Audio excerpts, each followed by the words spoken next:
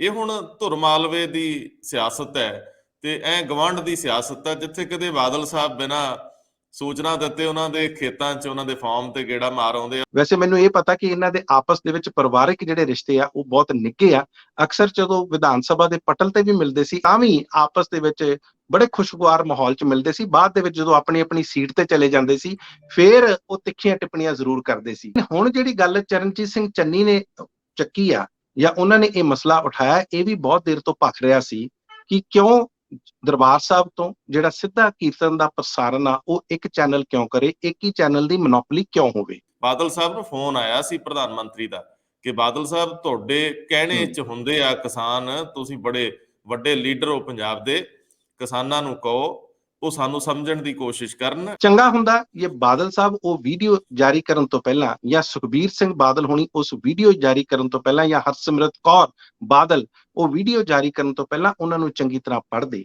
ਬਾਅਦ ਚ ਇਹ ਕਹਿਣਾ ਕਿ ਸਾਡੇ ਨਾਲ ਧੋਖਾ ਹੋ ਗਿਆ ਜਾਂ ਸਾਨੂੰ ਪਤਾ ਨਹੀਂ ਸੀ, ਦੇਖੋ ਇੱਕ ਐਡੇ ਵੱਡੇ ਸਿਆਸਤਦਾਨ ਤੋਂ ਇਸ ਤਰ੍ਹਾਂ ਦੀ ਤਵੱਕੋ ਨਹੀਂ ਕੀਤੀ ਜਾਂਦੀ। ਇਸ ਲੜਾਈ ਦੀ ਜਿਹੜੀ ਮਾਝਾ ਬ੍ਰਿਗੇਡ ਆ ਉਹਦੇ ਨਾਲ ਵੀ ਜਾ ਜੁੜਦੀ ਆ ਵੀ ਇੱਕ ਬੰਨੇ 3-4 ਇਕੱਠੇ ਧਾਕੜ ਵਜ਼ੀਰ ਤੇ ਦੂਜੇ ਬੰਨੇ ਜਿਹੜੇ ਬਾਕੀ ਆ ਉਹ ਵੀ ਆਪਣੇ ਆਪ ਨੂੰ ਕਿਸੇ ਤੋਂ ਘੱਟ ਨਹੀਂ, ਕਿਸੇ ਦੀ ਨੂੰਹ ਧੀ ਨਾਲੋਂ ਘੱਟ ਨਹੀਂ ਸਮਝਦੇ। ਇੱਕ ਸੀਨੀਅਰ IAS ਅਫਸਰ ਦੇ ਬੰਗੇ ਤੋਂ ਇਲੈਕਸ਼ਨ ਲੜਨ ਦੀ ਗੱਲ ਹੋ ਰਹੀ ਹੈ ਤੇ ਉਹ ਕੋਈ ਹੋਰ ਨਹੀਂ, ਉਹ ਮੁੱਖ ਮੰਤਰੀ ਦੇ ਪ੍ਰਿੰਸੀਪਲ ਸਕੱਤਰ ਹੁਸਨ ਲਾਲ ਨੇ।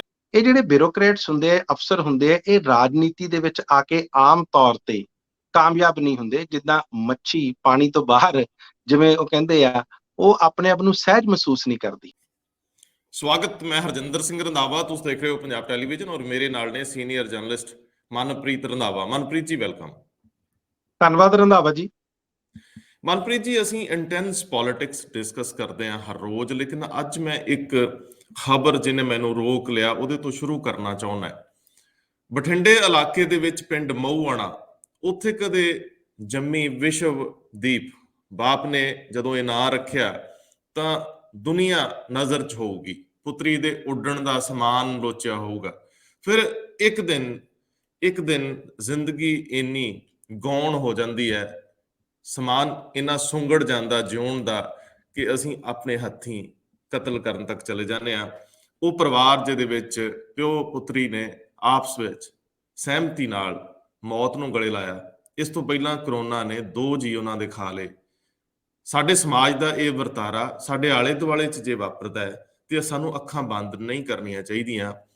ਦੂਜੇ ਬੰਨੇ ਚਰਨਜੀਤ ਭੁੱਲਰ ਦੀ ਉਹ ਰਿਪੋਰਟ ਜਿਹਦੇ ਵਿੱਚ ਉਹ ਕਹਿੰਦਾ ਹੈ ਕਿ ਪੈਲੀਆਂ ਦੇ ਸਿਕੰਦਰ ਕਹਿੰਦੇ ਅਸੀਂ ਪਿੰਡ ਨਹੀਂ ਹੋ ਮੁੜਨਾ, ਜਿਹੜੇ ਜਦੋਂ ਸਾਲ ਪਹਿਲਾਂ ਘਰੋਂ ਤੁਰੇ ਸੀ, ਕਹਿ ਕੇ ਗਏ ਸੀ ਮੁੜਾਂਗੇ ਉਦੋਂ ਜਦੋਂ ਜਿੱਤ ਕੇ ਆਵਾਂਗੇ।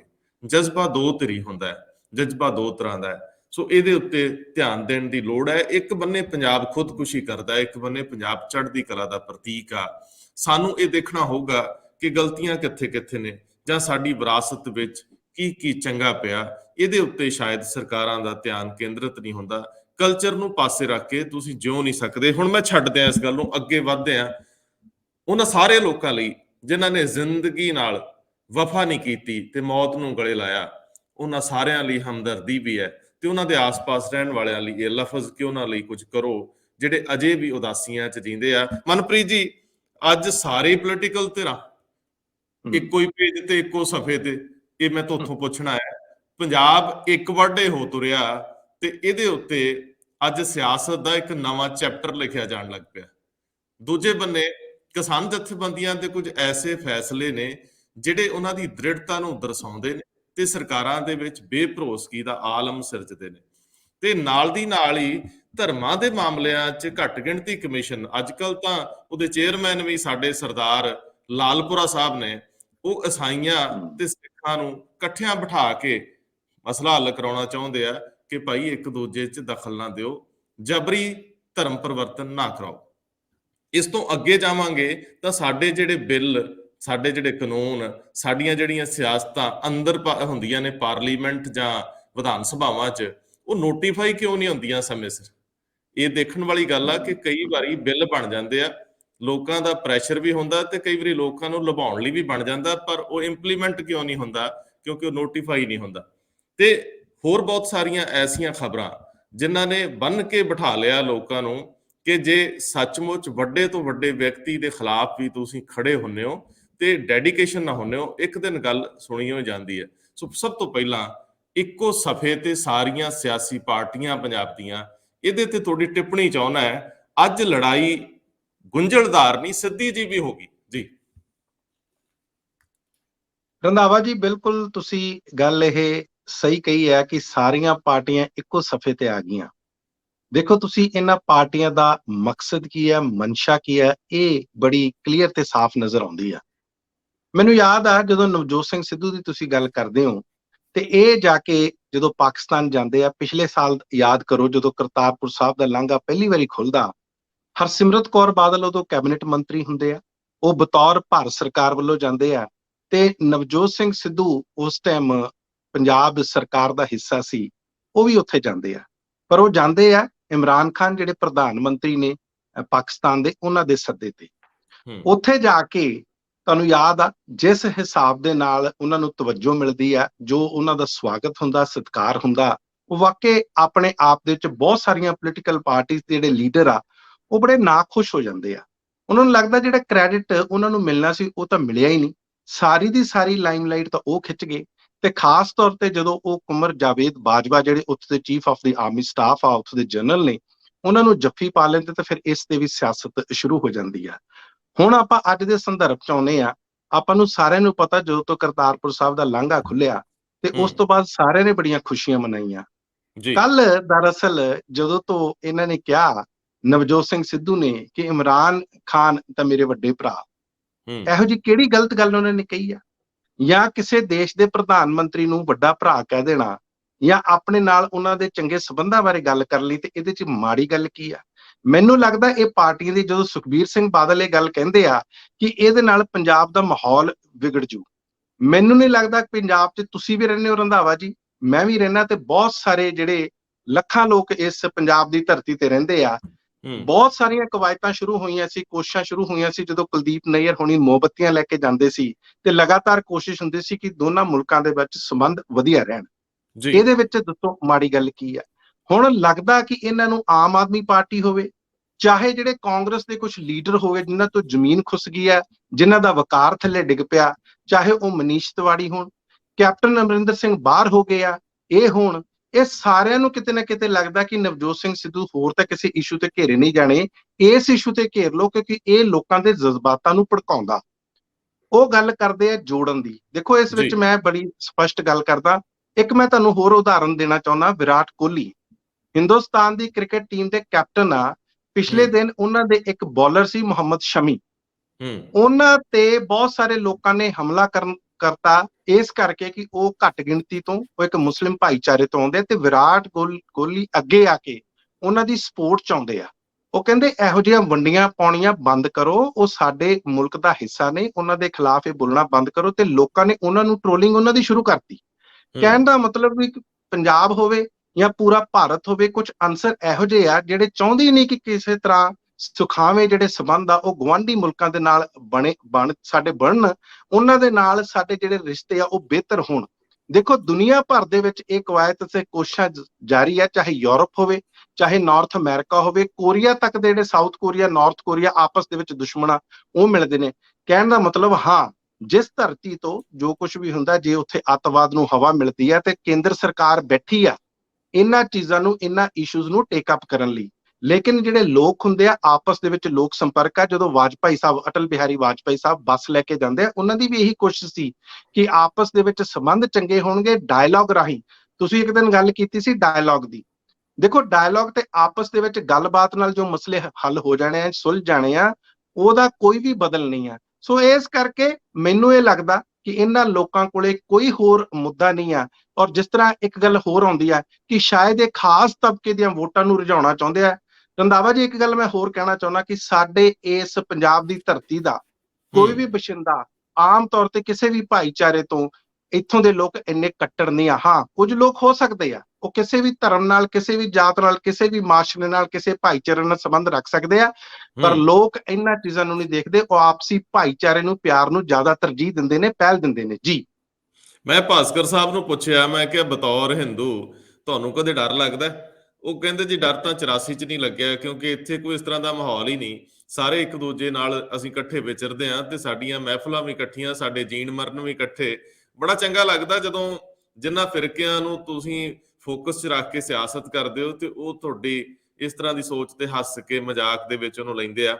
ਪੰਜਾਬ ਦੇ ਪੋਲੀਟੀਸ਼ੀਅਨ ਹੁਣ ਇੰਨੇ ਗਏ ਗੁਜਰੇ ਤੇ ਹੈ ਨਹੀਂ ਕਿ ਸਮਝਦੇ ਹੋਣ, ਪਰ ਫਿਰ ਵੀ ਲੀਕ ਪਿੱਟੀ ਜਾਂਦੇ ਆ। ਮੈਂ ਸੰਬਤ ਪਾਤਰਾ ਹੋਵੇ ਜਾਂ ਰਾਘਵ ਚੱਡਾ ਹੋਵੇ ਜਾਂ ਸੁਖਬੀਰ ਬਾਦਲ ਹੋਣ ਜਾਂ ਮਨੀਸ਼ ਤਿਵਾੜੀ ਹੋਣ ਜਾਂ ਕੈਪਟਨ ਅਮਰਿੰਦਰ ਸਿੰਘ ਹੋਣ, ਇਹ ਇੱਕੋ ਸਫ਼ੇ ਤੇ ਇੱਕ ਤਰ੍ਹਾਂ ਦੀ ਰਾਜਨੀਤੀ ਕਰਦਿਆਂ ਨੂੰ ਦੇਖ ਕੇ ਹਾਸਾ ਆਉਂਦਾ ਹੈ। ਪਰ ਮੈਂ ਤੁਹਾਡੇ ਨਾਲ ਇਹ ਵੀ ਗੱਲ ਕਰਨਾ ਚਾਹੁੰਦਾ ਹੈ ਕਿ ਜਿਹੜੇ ਮੁੱਦੇ ਕੱਲ ਚਰਨਜੀਤ ਸਿੰਘ ਚੰਨੀ ਨੇ ਉਠਾਤੇ, ਦੇਖੋ ਮਹੀਨਾ ਤੇ ਸੀ ਜੁਮਾ 2 ਜਾਂ 3 ਜਾਂ 3.5 ਹੈ ਨਾ, ਔਰ ਇਹਨਾਂ 3 ਕੁ ਮਹੀਨਿਆਂ 'ਚ ਜਿਸ ਤਰ੍ਹਾਂ ਮੁੱਖ ਮੰਤਰੀ ਗੱਲਾਂ ਨੂੰ ਕਰ ਰਹੇ ਆ। ਹੁਣ ਕੇਬਲ ਦਾ ਮਸਲਾ ਅਣਗੌਲਿਆ ਜਿਹਾ ਮਸਲਾ ਸੀ।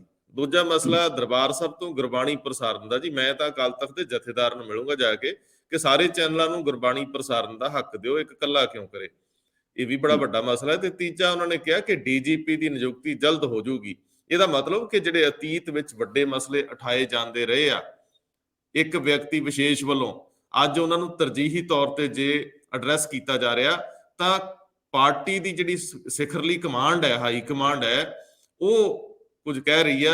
ਇਹ ਕੁਝ ਚੁੱਪ ਦੇ ਵੀ ਬੋਲ ਹੁੰਦੇ ਆ, ਕੁਝ ਬਿਟਵੀਨ ਦਾ ਲਾਈਨਸ ਜਿਹਨੂੰ ਤੁਸੀਂ ਕਹਿੰਦੇ ਹੁੰਦੇ ਹੋ ਉਹ ਹੁੰਦਾ ਹੈ। ਮੈਨੂੰ ਲੱਗਦਾ ਉਹਨੂੰ ਵੀ ਸਮਝਣ ਦੀ ਲੋੜ ਆ। ਜੀ ਰੰਧਾਵਾ ਜੀ, ਬਿਲਕੁਲ ਤੁਹਾਡੀ ਗੱਲ ਠੀਕ ਹੈ। ਇਹ ਇਸ ਵੇਲੇ ਜਿਹੜਾ ਹੈ ਕੋਈ ਵੀ ਮਸਲਾ, ਚਾਹੇ ਉਹ ਨਵਜੋਤ ਸਿੰਘ ਸਿੱਧੂ ਦਾ 18 ਨੂੰ 31 ਪ੍ਰੋਗਰਾਮ ਹੋਵੇ, 13 ਨੂੰ 31 ਪ੍ਰੋਗਰਾਮ ਹੋਵੇ, ਬਹੁਤ ਦੇਰ ਤੋਂ ਇਸ ਗੱਲ ਦੀਆਂ ਚਰਚਾਵਾਂ ਚੱਲ ਰਹੀਆਂ ਸੀ। ਤੁਸੀਂ ਗੱਲ ਕੀਤੀ ਹੈ ਕਿਸੇ ਖਾਸ ਚੈਨਲ ਨੂੰ, ਜੇ ਆਪਾਂ ਉਹਦਾ ਨਾਂ ਵੀ ਲੈਣਾ ਚਾਹੀਏ ਤਾਂ ਕੋਈ ਉਹਦੇ ਵਿੱਚ ਅਤਕਥਨੀ ਨਹੀਂ ਹੈ। ਪੀਟੀਸੀ ਬਾਰੇ ਤੁਸੀਂ ਗੱਲ ਕਰ ਰਹੇ ਹੋ ਤੇ ਆਮ ਤੌਰ ਤੇ ਸਾਰਿਆਂ ਨੂੰ ਪਤਾ ਕਿ ਉਹ ਜਿਹੜਾ ਬਾਦਲ ਪਰਿਵਾਰਾਂ ਦੇ ਨਾਲ ਸੰਬੰਧ ਵੀ ਹੈ ਉਸਦਾ, ਤੇ ਉਹ ਚਲਾਉਂਦੇ ਵੀ ਹੈ। ਤੇ ਕਿਸੇ ਟਾਈਮ ਜਦੋਂ ਇਹਨਾਂ ਦੀ ਸਰਕਾਰ ਸੀ ਸ਼੍ਰੋਮਣੀ ਅਕਾਲੀ ਦਲ ਤੇ ਭਾਜਪਾ ਦੀ, ਮੈਂ ਤੁਹਾਨੂੰ ਪਹਿਲਾਂ ਵਿਧਾਨ ਸਭਾ ਦੀ ਐਗਜ਼ਾਮਪਲ ਦਿੰਦਾ, ਉੱਥੋਂ ਦੀ ਉਦਾਹਰਨ ਦਿੰਦਾ। ਉੱਥੇ ਆਮ ਤੌਰ ਤੇ ਮੀਡੀਆ ਜਾਂਦਾ ਕਵਰੇਜ ਲਈ, ਤੇ ਕੁਝ ਬਹੁਤ ਥੋੜੇ ਉਦੋਂ ਚੈਨਲਸ ਨੂੰ, ਇਲੈਕਟ੍ਰੋਨਿਕ ਮੀਡੀਆ ਨੂੰ ਅੰਦਰ ਆਉਣ ਦਿੱਤਾ ਜਾਂਦਾ। ਤੇ ਕਈ ਵਾਰੀ ਇਸ ਤਰ੍ਹਾਂ ਵੀ ਹੁੰਦਾ ਸੀ ਕਿ ਸਿਰਫ ਪੀਟੀਸੀ ਨੂੰ ਆਉਣ ਦਿੱਤਾ ਜਾਂਦਾ ਸੀ, ਤੇ ਫਿਰ ਮੀਡੀਆ ਨੇ ਰੌਲਾ ਪਾਇਆ ਕਿ ਨਹੀਂ, ਇੱਕ ਚੈਨਲ ਦੀ ਮੋਨੋਪੋਲੀ ਨਹੀਂ ਹੋਵੇਗੀ, ਸਾਰਿਆਂ ਨੂੰ ਤੁਸੀਂ ਅੰਦਰ ਬੁਲਾਓ, ਸਾਰਿਆਂ ਨੂੰ ਕਵਰੇਜ ਦਾ ਮੌਕਾ ਦਿਓ। ਖੈਰ, ਇਹ ਮਸਲਾ ਚੱਲਦਾ ਰਿਹਾ। ਲੇਕਿਨ ਹੁਣ ਜਿਹੜੀ ਗੱਲ ਚਰਨਜੀਤ ਸਿੰਘ ਚੰਨੀ ਨੇ ਚੱਕੀ ਆ, ਜਾਂ ਉਹਨਾਂ ਨੇ ਇਹ ਮਸਲਾ ਉਠਾਇਆ, ਇਹ ਵੀ ਬਹੁਤ ਦੇਰ ਤੋਂ ਭਖ ਰਿਹਾ ਸੀ ਕਿ ਕਿਉਂ ਦਰਬਾਰ ਸਾਹਿਬ ਤੋਂ ਜਿਹੜਾ ਸਿੱਧਾ ਕੀਰਤਨ ਦਾ ਪ੍ਰਸਾਰਨ ਆ ਉਹ ਇੱਕ ਚੈਨਲ ਕਿਉਂ ਕਰੇ, ਇੱਕ ਹੀ ਚੈਨਲ ਦੀ ਮੋਨੋਪੋਲੀ ਕਿਉਂ ਹੋਵੇ। ਬਾਕੀ ਸਾਰਿਆਂ ਨੂੰ ਵੀ ਨਾਲ ਲਿਆਓ। ਬਾਕੀ ਕਿਉਂਕਿ ਅਸੀਂ ਇੱਕ ਡੈਮੋਕ੍ਰੇਸੀ 'ਚ ਰਹਿੰਦੇ ਹਾਂ, ਅਸੀਂ ਇੱਕ ਲੋਕਤੰਤਰ ਦੇ ਵਿੱਚ ਰਹਿੰਦੇ ਹਾਂ, ਉੱਥੇ ਆ ਕੇ ਸਾਰਿਆਂ ਨੂੰ ਪੂਰੇ ਅਧਿਕਾਰ ਹੋਣੇ ਚਾਹੀਦੇ ਆ। ਹਾਂ, ਜਿਹੜੀਆਂ ਉਹਦੀਆਂ ਕੁਆਲੀਫਿਕੇਸ਼ਨਸ ਹੋਣ ਜਾਂ ਉਹਦੀਆਂ ਜੋ ਵੀ ਸ਼ਰਤਾਂ ਹੋਣ ਉਹ ਸਾਰੀਆਂ ਪੂਰੀਆਂ ਕਰਦੇ ਹੋਣ, ਤੇ ਜੇ ਉਹ ਸਾਰੇ ਪੂਰੀਆਂ ਕਰ ਸਕਦੇ ਆ ਤੇ ਫਿਰ ਇੱਕ ਚੈਨਲ ਨੂੰ ਕੀ ਆ। ਉਹ ਕਹਿੰਦੇ ਆ ਕਿ ਮੈਂ ਹੁਣ, ਜਿਵੇਂ ਤੁਸੀਂ ਆਪ ਹੀ ਦੱਸਤਾ, ਇਹਦਾ ਖੁਲਾਸਾ ਕਰਤਾ ਕਿ ਅਕਾਲ ਤਖਤ ਸਾਹਿਬ ਦੇ ਜਥੇਦਾਰ, ਜਿਹੜੇ ਐਕਟਿੰਗ ਜਥੇਦਾਰ ਆ ਗਿਆਨੀ ਹਰਪ੍ਰੀਤ ਸਿੰਘ, ਉਹਨਾਂ ਨੂੰ ਮਿਲੂੰਗਾ ਤੇ ਇਸ ਮਸਲੇ ਦੇ ਹੱਲ ਬਾਰੇ ਕੋਈ ਹੱਲ ਕੱਢਾਂਗੇ, ਅਸੀਂ ਇਸ ਬਾਰੇ ਸੋਚਾਂਗੇ। ਠੀਕ ਗੱਲ ਆ। ਹਰੇਕ ਚੀਜ਼ 'ਚ ਤੁਸੀਂ ਦੇਖੋ, ਜਿਹੜੀ ਇਹ ਗੱਲ ਸ਼ੁਰੂ ਤੋਂ ਨਵਜੋਤ ਸਿੰਘ ਸਿੱਧੂ ਕਰਦੇ ਆ ਰਹੇ ਜਾਂ ਕਾਂਗਰਸ ਦੇ ਅਕਸਰ ਲੀਡਰ ਕਰਦੇ ਨੇ ਕਿ ਮਾਫੀਆ ਚਾਹੇ ਬੱਸਾਂ ਦਾ ਹੋਵੇ, ਚਾਹੇ ਰੇਤਾ ਬਜਰੀ ਦਾ ਹੋਵੇ, ਸ਼ਰਾਬ ਦਾ ਹੋਵੇ, ਡਰੱਗਸ ਦਾ ਹੋਵੇ, ਉਹਨੂੰ ਖਤਮ ਹੋਣਾ ਚਾਹੀਦਾ। ਤੇ ਜੇ ਕਿਸੇ ਦੀ ਇੱਕ ਹੀ ਪਾਸੇ ਮੋਨੋਪੋਲੀ ਹੁੰਦੀ ਆ, ਉਹਦੇ ਉੱਤੇ ਵੀ ਜਿਹੜੀ ਨਜ਼ਰ ਉਹ ਸਰਕਾਰ ਦੀ ਜ਼ਰੂਰ ਹੋਣੀ ਚਾਹੀਦੀ ਹੈ। ਜੀ, ਬਾਦਲ ਸਾਹਿਬ, ਵੱਡੇ ਬਾਦਲ ਸਾਹਿਬ ਨੂੰ ਨਿਸ਼ਾਨੇ ਤੇ ਲਿਆ ਸੁਨੀਲ ਜਾਖੜ, ਸਾਬਕਾ ਪ੍ਰਧਾਨ ਪ੍ਰਦੇਸ਼ ਕਾਂਗਰਸ ਨੇ। ਇਹ ਹੁਣ ਧੁਰ ਮਾਲਵੇ ਦੀ ਸਿਆਸਤ ਹੈ ਤੇ ਗਵਾਂਢ ਦੀ ਸਿਆਸਤ ਹੈ, ਜਿੱਥੇ ਕਦੇ ਬਾਦਲ ਸਾਹਿਬ ਬਿਨਾਂ ਸੂਚਨਾ ਦਿੱਤੇ ਉਹਨਾਂ ਦੇ ਖੇਤਾਂ 'ਚ, ਉਹਨਾਂ ਦੇ ਫਾਰਮ ਤੇ ਗੇੜਾ ਮਾਰ ਆਉਂਦੇ ਆ। ਉਸ ਦਿਨ ਹੀ ਮੇਰਾ ਖਿਆਲ ਜਾਖੜ ਸਾਹਿਬ ਨੇ ਚੰਡੀਗੜ੍ਹ 'ਚ ਪ੍ਰੈਸ ਕਾਨਫਰੰਸ ਕਰਨੀ ਸੀ ਤੇ ਉਹਨਾਂ ਦੇ ਭਤੀਜੇ ਨਾਲ ਬਾਦਲ ਸਾਹਿਬ ਚਾਹ ਪੀਂਦੇ ਪਾਏ ਗਏ ਸੀ। ਉਹਨਾਂ ਦੀਆਂ ਫਸਲਾਂ ਦੇਖਦੇ ਵੀ ਭਾਈ ਇਹ ਕਿੱਦਾਂ ਘੋੜੇ ਪਾਲਦੇ ਹੋ ਤੇ ਕਿੱਦਾਂ ਤੁਹਾਡੀਆਂ ਫਸਲਾਂ ਹੁੰਦੀਆਂ। ਖੈਰ, ਸਿਆਸਤ ਉਸੇ ਤਰ੍ਹਾਂ ਦੀ ਹੈ। ਪਰ ਉਹ ਕਹਿੰਦੇ ਆ ਹੁਣ ਜਦੋਂ ਮੋਦੀ ਸਾਹਿਬ ਨੇ ਮਾਫੀ ਮੰਗ ਲਈ ਕਿ ਆਪਾਂ ਸਮਝਣ 'ਚ ਨਾਕਾਮ ਰਹੇ ਤੇ ਬਾਦਲ ਸਾਹਿਬ ਇਹਦੀ ਪੈਰਵਾਈ ਕਰਦੇ ਰਹੇ, ਉਹਨਾਂ ਨੂੰ ਮਾਫੀ ਮੰਗਣੀ ਚਾਹੀਦੀ ਹੈ। ਪਰ ਮੇਰੇ ਕੋਲ ਇੱਕ ਹੋਰ ਇਨਫੋਰਮੇਸ਼ਨ, ਮੈਂ ਇਹ ਤੁਹਾਡੀ ਟਿੱਪਣੀ ਲੈਣੀ ਹੈ ਤੇ ਕਿ ਜਾਖੜ ਸਾਹਿਬ ਤੇ ਆਪ ਡੀ ਚੋਂ ਬਾਹਰ ਨੇ। ਮੈਨੂੰ ਲੱਗਦਾ ਉਹਨਾਂ ਨੂੰ ਸਪੇਅਰ ਪਲੇਅਰਸ ਦੇ ਵਿੱਚ ਰੱਖਿਆ ਗਿਆ, ਜਿਨ੍ਹਾਂ ਦੀ ਬਹੁਤੀ ਵਾਰੀ ਵੀ ਨਹੀਂ ਆਉਂਦੀ ਹੁੰਦੀ। ਤੇ ਇਹਦੇ ਤੇ ਮੇਰੇ ਕੋਲ ਇੱਕ ਹੋਰ ਖਬਰ ਸੀ ਕਿ ਵੱਡੀ ਕਿਸੇ ਕੋਰ ਕਮੇਟੀ ਵਰਗੀ ਜਾਂ ਉਹਨਾਂ ਦੀ ਕੋਈ ਮੀਟਿੰਗ ਚੱਲਦੀ ਸੀ, ਜਿਹਦੇ 'ਚ ਜ਼ਿਕਰ ਹੋਇਆ ਕਿ ਸਾਡੇ ਨਾਲ ਤੇ ਵਿਸ਼ਵਾਸਘਾਤ ਹੋਇਆ। ਅਕਾਲੀ ਦਲ ਦੇ ਵੱਡੀ ਲੀਡਰਸ਼ਿਪ ਦੇ ਵਿੱਚ ਗੱਲ ਹੋਈ ਕਿ ਸਾਡੇ ਨਾਲ ਤਾਂ ਵਿਸ਼ਵਾਸਘਾਤ ਹੋਇਆ। ਮੈਂ ਇਹ ਜ਼ਿੰਮੇਵਾਰੀ ਨਾਲ ਕਹਿ ਰਿਹਾ ਕਿ ਬਾਦਲ ਸਾਹਿਬ ਨੂੰ ਉਹਨਾਂ ਦੇ ਰਾਹ 'ਚ ਜਦੋਂ ਵੀਡੀਓ ਜਾਰੀ ਕੀਤੀ ਸੀਗੀ ਬਾਦਲ ਸਾਹਿਬ ਨੂੰ ਫੋਨ ਆਇਆ ਸੀ ਪ੍ਰਧਾਨ ਮੰਤਰੀ ਦਾ ਕਿ ਬਾਦਲ ਸਾਹਿਬ ਤੁਹਾਡੇ ਕਹਿਣੇ 'ਚ ਹੁੰਦੇ ਆ ਕਿਸਾਨ, ਤੁਸੀਂ ਬੜੇ ਵੱਡੇ ਲੀਡਰ ਹੋ ਪੰਜਾਬ ਦੇ, ਕਿਸਾਨਾਂ ਨੂੰ ਕਹੋ ਉਹ ਸਾਨੂੰ ਸਮਝਣ ਦੀ ਕੋਸ਼ਿਸ਼ ਕਰਨ। ਇਹ ਬਿੱਲ ਜਿਹੜੇ ਆ, ਇਹ ਆਰਡੀਨੈਂਸ ਜਿਹੜੇ ਹੈਗੇ ਆ, ਇਹਨਾਂ ਨੂੰ ਜਦੋਂ ਪਾਰਲੀਮੈਂਟ 'ਚ ਲਿਆਵਾਂਗੇ ਅਸੀਂ ਤੁਹਾਡੀ ਸਲਾਹ ਨਾਲ ਅੱਗੇ ਵਧਾਂਗੇ। ਤੁਸੀਂ ਫਿਲਹਾਲ ਇਹ ਜਿਹੜਾ ਵਿਰੋਧ ਹੋ ਰਿਹਾ ਇਹਨੂੰ ਰੋਕਣ ਦੇ ਵਿੱਚ ਆਪਣੀ ਗੱਲ ਵਧਾਓ ਅੱਗੇ। ਤੇ ਬਾਦਲ ਸਾਹਿਬ ਨੇ ਗੁੱਡ ਫੇਥ ਦੇ ਉੱਤੇ ਇੱਕ ਵੀਡੀਓ ਜਾਰੀ ਕਰਤੀ। ਉਹਨਾਂ ਨੇ ਕਹਿਤਾ ਵੀ ਜੋ ਵੀ ਉਹਦੇ ਬਾਰੇ ਕਿਹਾ ਸਾਰੇ ਹੁਣ ਪਬਲਿਕ ਡੋਮੇਨ 'ਚ ਹੈ। ਸਾਡੇ ਨਾਲ ਤਾਂ ਵਿਸ਼ਵਾਸਘਾਤ ਹੋਇਆ ਜੀ, ਕਹਿ ਕੇ ਸਾਨੂੰ ਬਾਅਦ ਦੇ ਵਿੱਚ ਕਾਨੂੰਨ ਬਣਾਉਣ ਲੱਗਿਆ ਪੁੱਛਿਆ ਨਹੀਂ, ਫਿਰ ਤਾਂ ਅਸੀਂ ਜੀ ਅਸਤੀਫੇ ਵੀ ਦਿੱਤੇ, ਪਾਰਲੀਮੈਂਟ 'ਚ ਰੌਲਾ ਵੀ ਪਾਇਆ ਜੀ, ਸਾਡੀ ਸੁਣੀ ਕਿਸੇ ਨੇ ਜੀ, ਅਸੀਂ ਤਾਂ ਵਿਰੋਧ ਵੀ ਬੜੇ ਸਹੇ, ਅਸੀਂ ਤਾਂ ਲੀਏ ਨਹੀਂ ਛੱਡ ਰਹੇ, ਫਿਰ ਵੀ ਹੁਣ ਸਾਨੂੰ ਕਹਿੰਦੇ ਨੇ। ਮੈਨੂੰ ਇਹ ਦੋਵਾਂ ਨੂੰ ਇਕੱਠਿਆਂ ਕਰਕੇ ਟਿੱਪਣੀ ਦਿਓ ਤੇ ਚੰਗਾ ਲੱਗੂਗਾ। ਰੰਧਾਵਾ ਜੀ, ਤੁਸੀਂ ਯਾਦ ਕਰੋ ਜਦੋਂ ਇਹ ਜੂਨ ਦੇ ਮਹੀਨੇ ਸਨ 2020 ਦੇ ਵਿੱਚ ਇਹ ਆਰਡੀਨੈਂਸ ਆਉਂਦਾ ਤੇ ਕਿਸਾਨਾਂ ਨੇ ਉਦੋਂ ਤੋਂ ਹੀ ਵਿਰੋਧ ਕਰਨਾ ਸ਼ੁਰੂ ਕਰਤਾ ਸੀ। ਤੁਹਾਨੂੰ ਯਾਦ ਹੋਣਾ ਕਰੋਨਾ ਵਾਇਰਸ, ਕੋਵਿਡ-19 ਵਾਇਰਸ ਦਾ ਪੂਰਾ ਭਮਾਰਾ ਸੀ, ਲੋਕਡਾਊਨ ਅਕਸਰ ਲੱਗਿਆ ਰਹਿੰਦਾ ਸੀ ਤੇ ਲੋਕਾਂ ਨੂੰ ਆਪਸ ਦੇ ਵਿੱਚ ਮਿਲਣ ਵਰਤਨ ਦਾ, ਇਕੱਠ ਕਰਨ ਦਾ ਇੱਕ ਤਰ੍ਹਾਂ ਦੀ ਉਸ ਤੇ ਮਨਾਹੀ ਸੀ। ਤੇ ਤੁਹਾਨੂੰ ਪਤਾ ਉਦੋਂ ਜਿਹੜੇ ਕਿਸਾਨਾਂ ਨੇ ਕਿੱਦਾਂ ਵਿਰੋਧ ਕੀਤੇ, ਉਹਨਾਂ ਨੇ ਛੱਤਾਂ ਤੇ ਚੜ੍ਹ ਕੇ ਕਾਲੇ ਝੰਡੇ ਲੈ ਕੇ, ਕਾਲੇ ਬੈਨਰ ਲੈ ਕੇ ਵਿਰੋਧ ਕਰਨੇ ਉਹਨਾਂ ਦਿਨਾਂ 'ਚ ਸ਼ੁਰੂ ਕਰਤੇ ਸੀ ਤੇ ਉਹਨਾਂ ਨੇ ਉਸ ਵੇਲੇ ਤੱਕ ਉਸ ਆਰਡੀਨੈਂਸ ਨੂੰ ਵੀ ਪੜ੍ਹ ਲਿਆ ਸੀ। ਚੰਗਾ ਹੁੰਦਾ ਇਹ ਬਾਦਲ ਸਾਹਿਬ ਉਹ ਵੀਡੀਓ ਜਾਰੀ ਕਰਨ ਤੋਂ ਪਹਿਲਾਂ, ਜਾਂ ਸੁਖਬੀਰ ਸਿੰਘ ਬਾਦਲ ਹੋਣੀ ਉਸ ਵੀਡੀਓ ਜਾਰੀ ਕਰਨ ਤੋਂ ਪਹਿਲਾਂ, ਜਾਂ ਹਰਸਿਮਰਤ ਕੌਰ ਬਾਦਲ ਉਹ ਵੀਡੀਓ ਜਾਰੀ ਕਰਨ ਤੋਂ ਪਹਿਲਾਂ ਉਹਨਾਂ ਨੂੰ ਚੰਗੀ ਤਰ੍ਹਾਂ ਪੜ੍ਹਦੇ। ਬਾਅਦ 'ਚ ਇਹ ਕਹਿਣਾ ਕਿ ਸਾਡੇ ਨਾਲ ਧੋਖਾ ਹੋ ਗਿਆ ਜਾਂ ਸਾਨੂੰ ਪਤਾ ਨਹੀਂ ਸੀ, ਦੇਖੋ ਇੱਕ ਐਡੇ ਵੱਡੇ ਸਿਆਸਤਦਾਨ ਤੋਂ ਇਸ ਤਰ੍ਹਾਂ ਦੀ ਤਵੱਕੁ ਨਹੀਂ ਕੀਤੀ ਜਾਂਦੀ। ਲੱਗਦਾ ਇਹ ਆ ਕਿ ਇਹ ਬਿਆਨ ਇਸ ਕਰਕੇ ਦੇਣੇ ਪੈ ਰਹੇ ਨੇ ਕਿ ਇੱਕ ਤਰ੍ਹਾਂ ਉਹ ਫਸ ਗਏ ਨੇ, ਉਹਨਾਂ ਨੂੰ ਸਮਝ ਨਹੀਂ ਆਉਂਦਾ ਕਿ ਇਸ ਕੜਕੀ ਚੋਂ ਨਿਕਲਣਾ ਕਿਸ ਤਰ੍ਹਾਂ। ਹੁਣ ਜਦੋਂ ਸੁਨੀਲ ਜਾਖੜ ਕਹਿੰਦੇ ਆ ਕਿ ਤੁਸੀਂ ਵੀ ਮਾਫੀ ਮੰਗ ਲਓ, ਬਿਲਕੁਲ ਠੀਕ ਕਹਿ ਰਹੇ ਆ। ਹਾਲਾਂਕਿ ਸੁਨੀਲ ਜਾਖੜ ਹੋਣੀ ਉਹਨਾਂ ਦੇ ਵਿਰੋਧੀ ਆ। ਵੈਸੇ ਮੈਨੂੰ ਇਹ ਪਤਾ ਕਿ ਇਹਨਾਂ ਦੇ ਆਪਸ ਦੇ ਵਿੱਚ ਪਰਿਵਾਰਿਕ ਜਿਹੜੇ ਰਿਸ਼ਤੇ ਆ ਉਹ ਬਹੁਤ ਨਿੱਘੇ ਆ। ਅਕਸਰ ਜਦੋਂ ਵਿਧਾਨ ਸਭਾ ਦੇ ਪਟਲ ਤੇ ਵੀ ਮਿਲਦੇ ਸੀ, ਇਹ ਵਿਰੋਧੀ ਨੇਤਾ ਸੀ ਸੁਨੀਲ ਜਾਖੜ ਤੇ ਬਾਦਲ ਸਾਹਿਬ ਉਦੋਂ ਮੁੱਖ ਮੰਤਰੀ ਸੀ, ਤੇ ਤਾਂ ਵੀ ਆਪਸ ਦੇ ਵਿੱਚ ਬੜੇ ਖੁਸ਼ਗਵਾਰ ਮਾਹੌਲ 'ਚ ਮਿਲਦੇ ਸੀ। ਬਾਅਦ ਦੇ ਵਿੱਚ ਜਦੋਂ ਆਪਣੀ ਆਪਣੀ ਸੀਟ ਤੇ ਚਲੇ ਜਾਂਦੇ ਸੀ ਫਿਰ ਉਹ ਤਿੱਖੀਆਂ ਟਿੱਪਣੀਆਂ ਜ਼ਰੂਰ ਕਰਦੇ ਸੀ। ਹੁਣ ਗੱਲ ਆਉਂਦੀ ਹੈ ਕਿ ਸੁਨੀਲ ਜਾਖੜ ਦੀ, ਉਹਨਾਂ ਨੇ ਬਿਲਕੁਲ ਠੀਕ ਕਿਹਾ। ਚੰਗਾ ਹੁੰਦਾ ਜੇ ਤੁਹਾਡੇ ਤੋਂ ਗਲਤੀ ਹੋਈ ਹੈ। ਪਿਛਲੇ ਦਿਨਾਂ ਦੇ ਵਿੱਚ ਸੁਖਬੀਰ ਸਿੰਘ ਬਾਦਲ ਹੋਣਾ ਨੇ ਕਿਹਾ ਕਿ ਮੇਰੀ ਗਲਤੀਆਂ ਦੀ ਸਜ਼ਾ ਪਾਰਟੀ ਨੂੰ ਨਾ ਦਿਓ।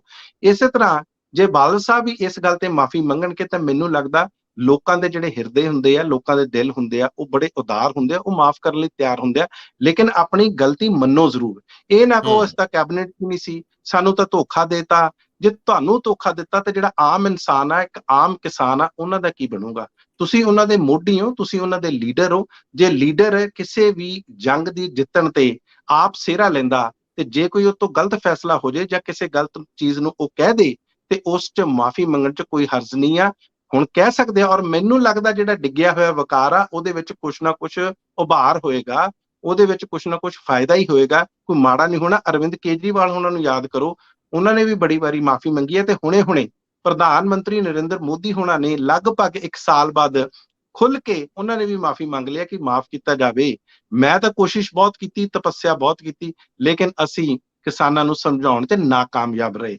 ਸੋ ਇਹ ਜਿਹੜੀ ਤੁਹਾਡੀ ਹਲੀਮੀ ਆ, ਇਹ ਤੁਹਾਨੂੰ ਬਹੁਤ ਅੱਗੇ ਤੱਕ ਲੈ ਕੇ ਜਾਂਦੀ ਹੈ ਜੀ। ਆਪਾਂ ਲੜਾਈ ਦੀ, ਖਿੱਤਿਆਂ ਦੀ ਲੜਾਈ ਦੀ ਗੱਲ ਕਰਦੇ ਆ, ਮਾਲਵੇ ਦੀ ਗੱਲ ਕਰਦੇ ਆ, ਚਲੋ ਮਾਝੇ ਵੱਲ ਵੀ ਗੇੜਾ ਮਾਰ ਲਈਏ। ਕੱਲ ਜਦੋਂ ਮੁੱਖ ਮੰਤਰੀ ਬਟਾਲੇ ਦੇ ਲਾਗੇ ਬਾਬੇ ਬਕਾਲੇ ਸੀ, ਉਧਰੋਂ ਪਹਿਲਾਂ ਬਟਾਲੇ ਦੇ ਨੇੜੇ ਗੁਰਦਾਸਪੁਰ ਦੇ ਵਿੱਚ ਖੰਡ ਮਿਲ ਦਾ ਕਰਦੇ ਸੀ, ਉਦੋਂ ਤ੍ਰਿਪਤ ਰਜਿੰਦਰ ਸਿੰਘ ਬਾਜਵਾ ਨੇ ਕਿਹਾ ਵੀ ਮੇਰੇ ਹਲਕੇ ਵੱਲ ਵੀ ਧਿਆਨ ਕਰੋ, ਆ ਬਟਾਲੇ ਦੇ ਵਿਕਾਸ ਦੀ ਵੀ ਗੱਲ ਕਰੋ। ਹਲਕਾ ਉਹਨਾਂ ਦਾ ਫਤਿਹਗੜ੍ਹ ਚੂੜੀਆਂ, ਬਟਾਲੇ ਦੀ ਗੱਲ ਕਹਿ ਕੇ ਉਹਨਾਂ ਨੇ ਮੁੱਖ ਮੰਤਰੀ ਦੀ ਹਾਜ਼ਰੀ 'ਚ ਨਾਲ ਬੈਠੇ ਅਸ਼ਵਨੀ ਸੇਖੜੀ ਦੇ ਮੱਥੇ ਤੇ ਤਰੇਲੀਆਂ ਲਿਆਤੀਆਂ। ਹੁਣ ਇਹ ਜੰਗ ਕਿਸੇ ਤੋਂ ਭੁੱਲੀ ਨਹੀਂ। ਬਟਾਲਾ ਇੱਕ ਇਹੋ ਜਿਹਾ ਹਲਕਾ ਹੈ ਜਿਹਦੇ ਵਿੱਚ ਪ੍ਰਤਾਪ ਸਿੰਘ ਬਾਜਵਾ, ਅਸ਼ਵਨੀ ਸੇਖੜੀ ਔਰ ਤ੍ਰਿਪਤ ਰਜਿੰਦਰ ਸਿੰਘ ਬਾਜਵਾ, ਇਹ ਤਿੰਨੋਂ ਐ ਗਹਿ ਗੱਚ ਨੇ, ਲੜਾਈ ਪੂਰੀ ਆ। ਤੇ ਇਸ ਲੜਾਈ ਦੀ ਜਿਹੜੀ ਮਾਝਾ ਬ੍ਰਿਗੇਡ ਆ ਉਹਦੇ ਨਾਲ ਵੀ ਜਾ ਜੁੜਦੀ ਆ ਵੀ ਇੱਕ ਬੰਨੇ 3-4 ਇਕੱਠੇ ਧਾਕੜ ਵਜ਼ੀਰ ਤੇ ਦੂਜੇ ਬੰਨੇ ਜਿਹੜੇ ਬਾਕੀ ਆ ਉਹ ਵੀ ਆਪਣੇ ਆਪ ਨੂੰ ਕਿਸੇ ਤੋਂ ਘੱਟ ਨਹੀਂ, ਕਿਸੇ ਦੀ ਨੂੰਹ ਧੀ ਨਾਲੋਂ ਘੱਟ ਨਹੀਂ ਸਮਝਦੇ। ਇਹਦੇ ਤੇ ਵੀ ਟਿੱਪਣੀ ਦਿੰਦੇ ਚਲੋ ਕਿ ਕਾਂਗਰਸ ਦੀ ਇਲੈਕਸ਼ਨ ਤੋਂ ਪਹਿਲਾਂ ਟਿਕਟਾਂ ਦੀ ਵੰਡ ਵੇਲੇ ਜਿਹੜੀ ਕੁੱਕੜ ਖੇਹ ਹੋਣੀ ਆ, ਜਿਹੜੀ ਇਹਨਾਂ ਦੀ ਆਪਸ 'ਚ ਲੜਾਈ ਹੋਣੀ ਆ, ਇਹਦੇ ਤੇ ਸੁਖਬੀਰ ਬਾਦਲ ਦੀ ਬੜੀ ਟੇਢੀ ਅੱਖ ਆ ਵੀ ਜਿਹੜਾ ਰਹਿ ਗਿਆ ਉਹਨੂੰ ਫਿਰ ਅਸੀਂ ਖੜਾ ਕਰਾਂਗੇ, ਜਿਹੜਾ ਰਹਿ ਗਿਆ ਉਹਨੂੰ ਅਸੀਂ ਕਵਾਂਗੇ ਕਿ ਤੂੰ ਛੱਡਣਾ ਨਹੀਂ, ਬਈ ਸ਼ਰੀਕ ਨਹੀਂ ਛੱਡੀ ਤੇ। ਕੀ ਕਹਿੰਦੇ ਹੋ? ਰੰਧਾਵਾ ਜੀ, ਤੁਸੀਂ ਯਾਦ ਕਰੋ ਜਦੋਂ ਅਸ਼ਵਨੀ ਸੇਖੜੀ ਦੀਆਂ ਇਹ ਗੱਲਾਂ ਚੱਲ ਰਹੀਆਂ ਸੀ ਕਿ ਉਹ ਬਹੁਤ ਜਲਦੀ ਪਾਰਟੀ ਛੱਡਣ ਵਾਲੇ ਆ ਤੇ ਸ਼ਾਇਦ ਸ਼੍ਰੋਮਣੀ ਅਕਾਲੀ ਦਲ ਦੇ ਵਿੱਚ ਚਲੇ ਜਾਣ। ਕੈਪਟਨ ਅਮਰਿੰਦਰ ਸਿੰਘ ਉਹਨਾਂ ਨੇ ਵਰਾ ਕੇ ਉਹਨਾਂ ਨੂੰ ਕਈ ਤਰ੍ਹਾਂ ਦੇ ਅਹੁਦੇ ਦੇ ਕੇ ਤੇ ਉਹਨਾਂ ਨੂੰ ਵਾਪਸ ਉਹਨਾਂ ਦਾ ਜਿਹੜਾ ਬਣਦਾ ਸਥਾਨ ਆ ਪਾਰਟੀ ਦੇ ਵਿੱਚ, ਸਤਿਕਾਰ ਆ, ਉਹ ਦੇਣ ਦੀ ਕੋਸ਼ਿਸ਼ ਕੀਤੀ। ਤੇ ਫਿਰ ਤ੍ਰਿਪਤ ਰਜਿੰਦਰ ਸਿੰਘ ਬਾਜਵਾ ਉਦੋਂ ਵੀ ਬੜੇ ਦੁਖੀ ਹੋਏ। ਬਹੁਤ ਸਾਰੇ ਉਹਨਾਂ ਦੇ ਅਫਸਰਾਂ ਦੀ ਤਬਦੀਲੀ ਕਰ ਦਿੱਤੀ ਗਈ। ਦੇਖੋ ਇਹ ਉਦੋਂ ਹੋਇਆ ਤੇ ਤ੍ਰਿਪਤ ਰਜਿੰਦਰ ਸਿੰਘ ਬਾਜਵਾ ਨੂੰ ਲੱਗਿਆ ਕਿ ਜਿਹੜੇ ਬਟਾਲੇ ਨੂੰ ਮੈਂ ਬਹੁਤ ਦੇਰ ਤੋਂ ਇੱਕ ਤਰ੍ਹਾਂ ਦੀ ਇਹਦੇ ਤੇ ਮੇਰੀ ਨਜ਼ਰ ਸੀ ਤੇ ਇਹਨੂੰ ਮੈਂ ਲਗਾਤਾਰ ਇਹਦੇ ਵਿੱਚ ਡਿਵੈਲਪਮੈਂਟ ਦੀ ਕੋਸ਼ਿਸ਼ ਕਰ ਰਿਹਾ ਸੀ, ਇਹਦੇ ਵਿੱਚ ਪ੍ਰੋਗਰੈਸ ਕਰਨ ਦੀ ਕੋਸ਼ਿਸ਼ ਕਰ ਰਿਹਾ ਸੀ, ਤੇ ਹੁਣ ਤਾਂ ਮੇਰੀ ਆਸਾਂ ਦੇ ਪਾਣੀ ਫਿਰ ਗਿਆ। ਖੈਰ, ਨਿਜ਼ਾਮ ਦੇ ਵਿੱਚ ਹੇਰ-ਫੇਰ ਹੁੰਦਾ, ਬਦਲ ਹੁੰਦਾ ਤੇ ਬਾਅਦ ਚ ਕੈਪਟਨ ਅਮਰਿੰਦਰ ਸਿੰਘ ਚਲੇ ਜਾਂਦੇ ਤੇ ਚਰਨਜੀਤ ਸਿੰਘ ਚੰਨੀ ਆ ਜਾਂਦੇ ਆ। ਤੇ ਇਸੇ ਗੱਲ ਨੂੰ ਆਪਾਂ ਦੇਖ ਲਈਏ, ਫੇਰ ਦੁਬਾਰਾ ਤ੍ਰਿਪਤ ਰਜਿੰਦਰ ਸਿੰਘ ਬਾਜਵਾ ਦੀ ਉਸ ਤੇ ਅੱਖ ਹੋ ਗਈ, ਕਿਉਂਕਿ ਅਸ਼ਵਨੀ ਸੇਖੜੀ ਕਿਤੇ ਨਾ ਕਿਤੇ ਉਹਨਾਂ ਨੂੰ ਲੱਗਦਾ ਕਿ ਇਹ ਤਾਂ ਕੈਪਟਨ ਅਮਰਿੰਦਰ ਸਿੰਘ ਦੇ ਜ਼ਿਆਦਾ ਨੇੜੇ ਆ। ਹੁਣ ਆ ਗਈ ਸੁਖਬੀਰ ਸਿੰਘ ਬਾਦਲ ਹੋਣਾ ਦੀ ਗੱਲ ਕਿ ਜੇ ਇਹਨਾਂ ਚ ਕੋਈ ਇਸ ਤਰ੍ਹਾਂ ਦਾ ਹੁੰਦਾ ਤਾਂ ਮੈਂ ਬੋਚਣਾ ਉਹਨੂੰ। ਦੇਖੋ, ਪਹਿਲਾਂ ਤਾਂ ਉਹ ਪਾਰਟੀ ਨੂੰ ਆਪਣੀ ਖੜੀ ਕਰ ਲੈਣ, ਪਾਰਟੀ ਨੂੰ ਉਸ ਸਥਾਨ ਤੇ ਲੈ ਆਉਣ ਜਿੱਥੇ ਉਹ ਬੋਚਣ ਦੇ ਵਿੱਚ ਕਿਸੇ ਨਾ ਕਿਸੇ ਤਰ੍ਹਾਂ ਉਸਦੇ ਹੱਕਦਾਰ ਬਣ ਜਾਣ। ਪਾਰਟੀ ਉਹਨਾਂ ਦੀ ਅੱਜ ਵੀ ਸਾਰਿਆਂ ਨੂੰ ਪਤਾ ਕਿ ਪਾਰਟੀ ਨੂੰ ਉਸ ਸਹਿਯੋਗ ਜਾਂ ਉਸ ਤਰ੍ਹਾਂ ਦਾ ਸਮਰਥਨ ਮਿਲਣ ਦੇ ਵਿੱਚ ਬਹੁਤ ਜ਼ਿਆਦਾ ਕਮੀ ਆ। ਇਸੇ ਕਰਕੇ ਆਪਾਂ ਪਿਛਲੇ ਦਿਨਾਂ ਦੇ ਵਿੱਚ ਡਿਸਕਸ ਵੀ ਕੀਤਾ ਸੀ ਕਿ ਕਿਸ ਤਰ੍ਹਾਂ ਵੱਡੇ ਬਾਦਲ ਸਾਹਿਬ ਨੂੰ ਹੁਣ ਬਾਹਰ ਆਉਣਾ ਪਿਆ। ਉਹ ਕਹਿੰਦੇ ਕਿ ਮੇਰੇ ਤੋਂ ਬਗੈਰ ਨਹੀਂ ਹੁਣ ਸਰਨਾ। ਠੀਕ ਹੈ, ਕਿਸੇ ਵੀ ਪਾਰਟੀ ਦੇ ਵਿੱਚ ਜਦੋਂ ਆਪਸੀ ਜੰਗ ਹੁੰਦੀ ਆ, ਉਹ ਆਪਾਂ ਨੂੰ ਪਤਾ ਹੈ ਕਿ ਬਹੁਤ ਸਾਰੀ ਜਿਹੜੀਆਂ ਦੂਸਰੀ ਵਿਰੋਧੀ ਪਾਰਟੀਆਂ ਉਸ ਦਾ ਲਾਹਾ ਲੈਂਦੀਆਂ ਨੇ, ਪਰ ਨਹੀਂ ਕੀ ਜਿਹੜੀਆਂ ਨਹੀਂ ਬੋਚਣ ਵਾਲੀਆਂ ਪਾਰਟੀਆਂ ਹੁੰਦੀਆਂ ਜਾਂ ਜਿਹੜੀ ਹਾਂ ਮਨਪ੍ਰੀਤ ਜੀ, 2012 ਦੇ ਵਿੱਚ ਸੁਖਬੀਰ ਬਾਦਲ ਨੇ ਕਾਂਗਰਸ ਦੇ ਸਾਰੇ ਜੀ ਬਾਗੀ ਜੀ ਪਿਆਰ ਨਾਲ ਵਰਾਲੇ ਸੀ ਤੇ ਮੁੜ ਕੇ ਕਾਂਗਰਸ ਦੀ ਬੜੀ ਵੋਟ ਕੱਟੀ ਗਈ ਸੀ। ਰਣਨੀਤੀ ਇੱਥੇ ਵੀ ਉਹੀ ਲੱਗਦੀ ਹੈ ਜੀ। ਜੀ ਸੁਣ ਪਾ ਰਹੇ ਹੋ ਮਨਪ੍ਰੀਤ, ਸੁਣ ਪਾ ਰਹੇ ਹੋ ਮੈਨੂੰ? ਜੀ ਜੀ ਤੁਹਾਡੀ ਥੋੜੀ ਜੀ ਗੱਲ ਮੇਰੇ ਤੱਕ ਨਹੀਂ ਪਹੁੰਚੀ ਜੀ। ਜੀ ਮੈਂ ਕਿਹਾ ਮੈਨੂੰ ਕਿ ਲੱਗਦਾ ਇੰਟਰਨੈਟ ਦੀ, ਹਾਂਜੀ ਜੀ ਜੀ। ਹਾਂ, ਮੈਂ ਇਹ ਕਹਿ ਰਿਹਾ ਸੀਗਾ ਕਿ 2012 ਚ ਜੋ ਵਾਪਰਿਆ ਇੱਥੇ ਦੁਹਰਾਇਆ ਜਾਊਗਾ। ਕਾਂਗਰਸ ਦੇ ਬਾਗੀ ਸਾਰੇ ਦੇ ਸਾਰੇ ਵਰਾਲੇ ਜਾਣਗੇ। ਦੇਖੋ ਰੰਧਾਵਾ ਜੀ, ਜੋ ਇਸ ਟਾਈਮ ਜ਼ਮੀਨ ਤੋਂ ਕਨਸੂਆਂ ਆ ਰਹੀਆਂ ਨੇ, ਜਿਸ ਤਰ੍ਹਾਂ ਦੀਆਂ ਸੂਚਨਾਵਾਂ ਆ ਰਹੀਆਂ ਨੇ ਇਸ ਟਾਈਮ, ਹਜੇ ਦੇਖੋ ਕਾਂਗਰਸ ਨੂੰ ਇਹ ਲੱਗਦਾ ਕਿ ਚਰਨਜੀਤ ਸਿੰਘ ਚੰਨੀ ਨੂੰ ਲਿਆ ਕੇ ਕਿਸੇ ਨਾ ਕਿਸੇ ਤਰ੍ਹਾਂ ਉਹਨਾਂ ਨੇ ਬਾਜ਼ੀ ਮਾਰਨ ਦੀ ਕੋਸ਼ਿਸ਼ ਕੀਤੀ ਹੈ। ਬਾਜ਼ੀ ਐਕਚੁਅਲੀ ਵੱਜੀ ਆ ਜਾਂ ਇਸ ਨੂੰ ਜਿੱਤ ਮੰਨਦੇ ਆ ਨਹੀਂ ਮੰਨਦੇ, ਉਹ ਤਾਂ ਖੈਰ ਲੋਕ ਫੈਸਲਾ ਕਰਨਗੇ। ਪਰ ਇਹ ਗੱਲ ਜ਼ਰੂਰ ਆ ਕਿ ਚਰਨਜੀਤ ਸਿੰਘ ਚੰਨੀ ਉਹਨਾਂ ਦੇ ਐਕਟਿਵ ਹੋਣ ਦੇ ਨਾਲ, ਉਹਨਾਂ ਦੇ ਕੁਝ ਫੈਸਲੇ ਲੈਣ ਨਾਲ, ਹਾਲਾਂਕਿ ਕਈ ਫੈਸਲਿਆਂ ਤੇ ਆਪਾਂ ਉਹਨਾਂ ਦੇ ਪ੍ਰਸ਼ਨ ਜਾਂ ਸਵਾਲ ਖੜੇ ਕਰ ਸਕਦੇ ਆ, ਸਿਆਸਤ ਦੇ ਵਿੱਚ ਬਦਲਾਅ ਜ਼ਰੂਰ ਆਇਆ ਤੇ ਜਿਹੜੇ ਵਿਰੋਧੀ ਧਿਰਾਂ ਕੋਲੇ ਇੱਕ ਤਰ੍ਹਾਂ ਦੇ ਕਈ ਤਰ੍ਹਾਂ ਦੇ ਨਿਸ਼ਾਨੇ ਸੀ ਜਾਂ ਕਈ ਤਰ੍ਹਾਂ ਦੇ ਸਵਾਲ ਜੇ ਪ੍ਰਸ਼ਨ ਸੀ, ਉਹ ਉਹਨਾਂ ਦੇ ਖੁੰਡੇ ਜ਼ਰੂਰ ਹੋ ਗਏ ਆ। ਉਹਨਾਂ ਨੂੰ ਦੁਬਾਰਾ ਕਿੱਦਾਂ ਘੜਨਾ, ਉਹਨਾਂ ਨੂੰ ਦੁਬਾਰਾ ਤਿੱਖੇ ਕਿਸ ਤਰ੍ਹਾਂ ਕਰਨਾ, ਇਹ ਹੁਣ ਉਹਨਾਂ ਤੇ ਬਹੁਤ ਜ਼ਿਆਦਾ ਨਿਰਭਰ ਕਰੂਗਾ। ਲੇਕਿਨ ਕਿਸੇ ਨਾ ਕਿਸੇ ਤਰ੍ਹਾਂ ਜਦੋਂ ਚਰਨਜੀਤ ਸਿੰਘ ਚੰਨੀ ਆਏ ਆ, ਇਹਨਾਂ ਦੀ ਸਿਆਸਤ ਨੂੰ ਜਿਸ ਤਰ੍ਹਾਂ ਅੰਗਰੇਜ਼ੀ 'ਚ ਕਹਿੰਦੇ, ਇਹਨਾਂ ਦਾ ਐਪਲ ਕਾਰਟ ਜਾਂ ਇਹਨਾਂ ਦਾ ਜਿਹੜਾ ਗੱਡਾ ਉਹ ਜ਼ਰੂਰ ਰੁਕ ਗਿਆ ਜੀ। ਅੱਛਾ, ਜੇ ਆਪਾਂ ਮਾਲਵੇ ਤੋਂ ਤੁਰੇ ਸੀ ਮਾਝੇ ਚ ਆਏ ਤੇ ਜੇ ਦੁਆਬੇ ਨੂੰ ਟੱਚ ਨਹੀਂ ਕਰਦੇ ਸਵਾਦ ਨਹੀਂ ਆਊਗਾ। ਜੇ ਇੱਕ ਸੀਨੀਅਰ ਆਈਐਸ ਅਫਸਰ ਦੇ ਬੰਗੇ ਤੋਂ ਇਲੈਕਸ਼ਨ ਲੜਨ ਦੀ ਗੱਲ ਹੋ ਰਹੀ ਹੈ ਤੇ ਉਹ ਕੋਈ ਹੋਰ ਨਹੀਂ, ਉਹ ਮੁੱਖ ਮੰਤਰੀ ਦੇ ਪ੍ਰਿੰਸੀਪਲ ਸਕੱਤਰ ਹੁਸਨ ਲਾਲ ਨੇ। ਤੇ ਹੁਸਨ ਲਾਲ ਕਾਫੀ ਇਮਾਨਦਾਰ ਵੀ ਮੰਨੇ ਜਾਂਦੇ ਆ, ਪਬਲਿਕ ਜਿਹੜੀ ਡੀਲਿੰਗ ਚ ਵੀ ਕਾਫੀ ਰਹੇ ਆ। ਜਿਵੇਂ ਕੈਪਟਨ ਅਮਰਿੰਦਰ ਸਿੰਘ ਦੇ ਨਾਲ ਸੁਰੇਸ਼ ਕੁਮਾਰ ਇੱਕ ਪਾਵਰਫੁਲ ਅਫਸਰ ਸੀਗੇ, ਜਿਨ੍ਹਾਂ ਨਾਲ ਸਾਰੇ ਦੇ ਸਾਰੇ ਐਮਐਲਏ ਮਿਲਦੇ ਸੀ, ਸਾਰੇ ਕੰਮਕਾਜ ਸਰਕਾਰ ਹੀ ਸੁਰੇਸ਼ ਕੁਮਾਰ ਚਲਾਉਂਦੇ ਸੀਗੇ। ਦੂਜੇ ਬੰਨੇ ਹੁਸਨ ਲਾਲ ਦਾ ਵੀ ਜਿਹੜਾ ਰੋਲ, ਭੂਮਿਕਾ ਇਹੋ ਜਿਹੀ ਹੈ। ਸੋ ਹੁਸਨ ਲਾਲ ਦੇ, ਕਿਉਂਕਿ ਸੰਕੇਤ ਵਿੱਚ ਹੀ ਦੱਸਿਆ ਜਾਂਦਾ ਇਹੋ ਜਿਹੀਆਂ ਗੱਲਾਂ, ਪਰ ਮੈਨੂੰ ਇੰਝ ਲੱਗਦਾ ਕਿ ਉਹੀ ਸਭ ਤੋਂ ਵੱਡੇ ਇਹਨਾਂ ਦੇ ਅਫਸਰ ਨੇ ਤੇ ਉਹੀ ਬੰਗੇ ਦੇ ਆਸੇ-ਪਾਸੇ ਨਾਲ ਜੁੜਦੇ ਆ। ਤੇ ਜੇ ਕਾਂਗਰਸ ਦੀ ਟਿਕਟ ਤੋਂ ਲੜਦੇ ਆ ਤੇ ਸਮੀਕਰਨ ਤਾਂ ਦੁਆਬੇ 'ਚ ਵੀ ਟੇਢੇ ਮੇਢੇ ਹੋਣਗੇ। ਉਂਝ ਜਦੋਂ ਅਫਸਰ ਲੜਦੇ ਆ ਤੇ ਕਿੰਨੇ ਕਾਮਯਾਬ ਹੁੰਦੇ ਆ, ਇਹਦੇ ਤੇ ਵੀ ਇੱਕ ਡਿਬੇਟ ਚੱਲਦੀ ਰਹਿੰਦੀ। ਦੇਖੋ, ਮੈਂ ਇੱਕ ਗੱਲ ਦੇਖੀ ਹੈ, ਔਰ ਰੰਧਾਵਾ ਜੀ ਤੁਹਾਡਾ ਆਪਣਾ ਬੜਾ ਐਕਸਪੀਰੀਅੰਸ ਆ, ਤਜਰਬਾ ਤੇ ਮੇਰਾ ਵੀ ਆ। ਇਹ ਜਿਹੜੇ ਬਿਊਰੋਕਰੇਟਸ ਹੁੰਦੇ ਆ, ਅਫਸਰ ਹੁੰਦੇ ਆ, ਇਹ ਰਾਜਨੀਤੀ ਦੇ ਵਿੱਚ ਆ ਕੇ ਆਮ ਤੌਰ ਤੇ ਕਾਮਯਾਬ ਨਹੀਂ ਹੁੰਦੇ। ਜਿੱਦਾਂ ਮੱਛੀ ਪਾਣੀ ਤੋਂ ਬਾਹਰ, ਜਿਵੇਂ ਉਹ ਕਹਿੰਦੇ ਆ, ਉਹ ਆਪਣੇ ਆਪ ਨੂੰ ਸਹਿਜ ਮਹਿਸੂਸ ਨਹੀਂ ਕਰਦੀ। ਇੱਕ ਤਰ੍ਹਾਂ ਦੇ ਵਾਤਾਵਰਣ ਦੇ ਵਿੱਚ, ਇੱਕ ਤਰ੍ਹਾਂ ਦੇ ਮਾਹੌਲ ਦੇ ਵਿੱਚ ਇਹਨਾਂ ਨੂੰ ਕੰਮ ਕਰਨ ਦੀ ਆਦਤ ਹੋ ਜਾਂਦੀ ਹੈ। ਮੈਨੂੰ ਯਾਦ ਆ ਦਰਬਾਰਾ ਸਿੰਘ ਗੁਰੂ ਪ੍ਰਿੰਸੀਪਲ ਸੈਕਟਰੀ ਸੀ ਪ੍ਰਕਾਸ਼ ਸਿੰਘ ਬਾਦਲ ਹੋਣਾ ਦੇ, ਉਹਨਾਂ ਨੇ ਵੀ ਚੋਣ ਲੜ ਕੇ ਵੇਖ ਲਈ। ਪਰਮਦੀਪ ਸਿੰਘ ਗਿੱਲ ਜਿਹੜੇ ਡੀਜੀਪੀ ਸੀ ਪੰਜਾਬ ਦੇ, ਅਕਾਲੀ ਦਲ ਨੂੰ ਉਹਨਾਂ ਨੇ ਜੁਆਇਨ ਕਰ ਲਿਆ ਸੀ, ਉਹਨੂੰ ਵੀ ਸਿਆਸਤ ਚ ਆ ਕੇ ਦੇਖ ਲਿਆ ਤੇ ਹੁਣ ਹੌਸਲਾ ਲਾਉਣ ਦੀਆਂ ਗੱਲਾਂ ਚੱਲ ਰਹੀਆਂ। ਇਸ ਤੋਂ ਪਹਿਲਾਂ ਵੀ ਕਈ ਬਿਊਰੋਕਰੇਟ ਰਹੇ ਆ। VK Singh chief of the army staff ਰਹੇ ਆ, ਉਹ ਇਸ ਟਾਈਮ ਭਾਰਤੀ ਜਨਤਾ ਪਾਰਟੀ ਚ ਬੈਠੇ ਆ। ਇਸੇ ਤਰ੍ਹਾਂ ਆਈਪੀਐਸ ਆਫੀਸਰ ਕਿਰਨ ਬੇਦੀ, ਇਹ ਸਾਰੇ ਜੇ ਤੁਸੀਂ ਦੇਖੋ ਲਗਭਗ ਹਾਸ਼ੀਏ ਤੇ ਖੜੇ ਆ, ਕਿਉਂਕਿ ਸਹਿਜ ਲੋਕਾਂ ਨੂੰ ਮਿਲਣਾ, ਲੋਕਾਂ ਦੇ ਨਾਲ ਉਹਨਾਂ ਦਾ ਰਾਬਤਾ ਰੱਖਣਾ ਇਹਨਾਂ ਨੂੰ ਸ਼ਾਇਦ ਕਿਤੇ ਨਾ ਕਿਤੇ ਆਉਂਦਾ ਨਹੀਂ, ਕਿਉਂਕਿ ਜਿਸ ਤਰ੍ਹਾਂ ਦੀ ਇਹਨਾਂ ਨੂੰ ਇੱਕ ਜ਼ਿੰਦਗੀ ਜੀਣ ਦੀ ਆਦਤ ਪੈ ਜਾਂਦੀ ਆ, ਜਿਸ ਤਰ੍ਹਾਂ ਦੀ ਇਹਨਾਂ ਨੂੰ ਲੱਗਦਾ ਕਿ ਜਿਹੜੇ ਮਾਸ਼ਰਾ ਜਾਂ ਲੋਕ ਨੇ ਉਹ ਸਾਡੇ ਮੁਤਹਿਤ ਨੇ, ਇਸ ਤਰ੍ਹਾਂ ਦੀ ਜਿਹੜੀ ਥਿੰਕਿੰਗ ਆ ਬਿਊਰੋਕਰੇਟਸ ਦੀ, ਉਹ ਵਾਕਿਆ ਬਹੁਤ ਕੋਈ ਵਧੀਆ ਨਹੀਂ। ਇਸੇ ਕਰਕੇ ਜਦੋਂ ਆਉਂਦੇ ਆ ਇਹਨਾਂ ਨੂੰ ਦੂਰੋਂ ਸੱਤਾ ਤਾਂ ਬਹੁਤ ਵਧੀਆ ਲੱਗਦੀ ਆ ਕਿ ਕਿਸੇ ਮੰਤਰੀ ਨੂੰ ਸਲੂਟ ਪੈ ਰਿਹਾ, ਕਿਸੇ ਮੁੱਖ ਮੰਤਰੀ ਨੂੰ ਦੇਖੋ ਸਾਰੇ ਲੋਕ ਜਾਂਦੇ ਆ, ਉਹਨਾਂ ਅੱਗੇ ਹੱਥ ਜੋੜ ਕੇ ਖੜੇ ਹੁੰਦੇ ਆ। ਲੇਕਿਨ ਜਦੋਂ ਇਹਨਾਂ ਦੀ ਆਪਣੀ ਵਾਰੀ ਆਉਂਦੀ ਆ, ਮੈਨੂੰ ਲੱਗਦਾ ਕਿਤੇ ਨਾ ਕਿਤੇ ਥਿਰਕ ਜ਼ਰੂਰ ਜਾਂਦੇ ਆ। ਲੱਗਦਾ ਜ਼ਰੂਰ ਆ ਅੱਜ ਜਿਹੜੇ ਇਹਨਾਂ ਦੀ ਕੁਰਸੀ ਨੂੰ ਸਲਾਮ ਕਰਦੇ ਆ, ਜਿੱਦਾਂ ਹੀ ਸਿਆਸਤ, ਹੁਣ ਲੇਟੈਸਟ ਐਗਜ਼ਾਮਪਲ ਮੈਂ ਹੋਰ ਦੇਦਾ ਤੁਹਾਨੂੰ, ਕੁੰਵਰ ਵਿਜੇ ਪ੍ਰਤਾਪ ਸਿੰਘ ਦੀ, ਆਈਪੀਐਸ ਆਫੀਸਰ, ਜਦੋਂ ਤੋਂ ਆਏ ਆ ਮੈਨੂੰ ਕਦੇ ਉਹ ਨਜ਼ਰ ਹੀ ਨਹੀਂ ਆਏ। ਕਦੇ ਕਤਾਈ ਉਹਨਾਂ ਦਾ ਇੱਕ ਅੱਧਾ ਟਿੱਪਣੀ ਕਿਤੇ ਕੋਈ ਨਜ਼ਰ ਆ ਜਾਂਦੀ ਆ, ਲੇਕਿਨ ਲੋਕਾਂ ਦੇ ਵਿੱਚ ਵਿਚਰਨਾ, ਪਹਿਲੀ ਗੱਲ ਤਾਂ ਇਹਨਾਂ ਦੀ ਪੁਸ਼ਾਕ ਹੀ ਨਹੀਂ ਉਸ ਤਰ੍ਹਾਂ ਦੀ ਹੁੰਦੀ। ਕੁੜਤਾ ਪਜਾਮਾ ਪਾ ਕੇ ਤੇ ਲੋਕਾਂ ਦੇ ਨਾਲ ਆਮ ਬਣ ਕੇ ਵਿਚਰਨਾ ਕੋਈ ਸੌਖੀ ਗੱਲ ਨਹੀਂ ਆ।